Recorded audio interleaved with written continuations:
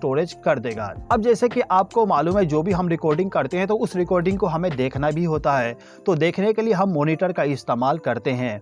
तो ये हमारा मॉनिटर हो गया। अब मॉनिटर का कनेक्शन करने के लिए आपको एक केबल का इस्तेमाल करना पड़ेगा। मॉनिटर के लिए जो हम केबल इस्तेमाल करते हैं उस केबल को हम कहते हैं VGA केबल।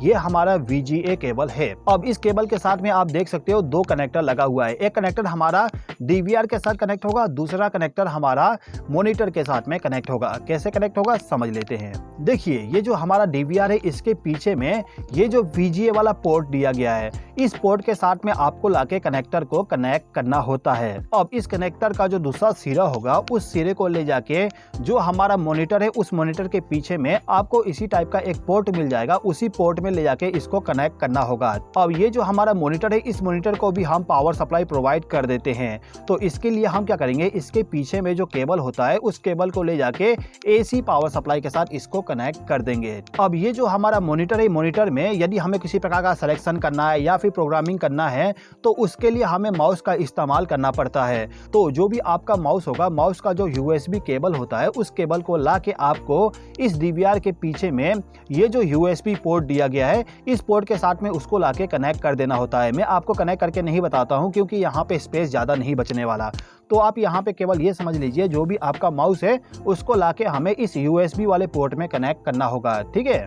यदि आप आपके घर के लिए CCTV कैमरा का इंस्टॉलेशन करना चाहते हो तो आपको केवल इतना ही कनेक्शन करना होगा। अब यदि आप चाहते हो कि आपका जो भी फुटेज रिकॉर्डिंग हो रहा है उस रिकॉर्डिंग का लाइव आप देख सको, तो उसके लिए आपको यहाँ पे एक राउटर का इस्तेमाल करना पड़ेगा। ये जो हमारा राउटर होता है, इस राउटर के द्वारा हम इस DVR को इंटरनेट का कनेक्शन प्रोवाइड करेंगे, जिसके द्वारा इसका जो पूरा का पूरा फुटेज है उस फुटेज को आप आपके मोबाइल पे भी देख पाओगे। कैसे कनेक्ट करेंगे समझ लीजिए। देखिए, ये जो हमारा राउटर है इस राउटर को ऑपरेट करवाने के लिए इसको भी पावर सप्लाई प्रोवाइड करना पड़ता है। तो पावर सप्लाई प्रोवाइड करने के लिए इसी के साथ में एक एडाप्टर आती है। इस एडाप्टर को ले जाके हमें पावर सॉकेट के साथ कनेक्ट करना होता है। अब इस एडाप्टर का जो आउटपुट केबल होगा उसको ले जाके हम इस राउटर का जो ये वाला पिन है जहां पे पावर लिखा होगा उसके साथ आप इसको कनेक्ट कर दीजिएगा, तो इस राउटर को पावर सप्लाई मिल जाएगा। ठीक है। अब ये जो राउटर है इस राउटर के द्वारा इस DVR को इंटरनेट का कनेक्शन प्रोवाइड करने के लिए हमें यहाँ पे एक केबल का इस्तेमाल करना पड़ता है। यहाँ पे जो हम केबल इस्तेमाल करेंगे उस केबल को हम कहते हैं ईथरनेट केबल। ये हमारा ईथरनेट केबल होता है जिसका उपयोग करते हैं इंटरनेट का कनेक्शन प्रोवाइड करने के लिए। ठीक है। तो ये जो हमारा राउटर है इस राउटर के पीछे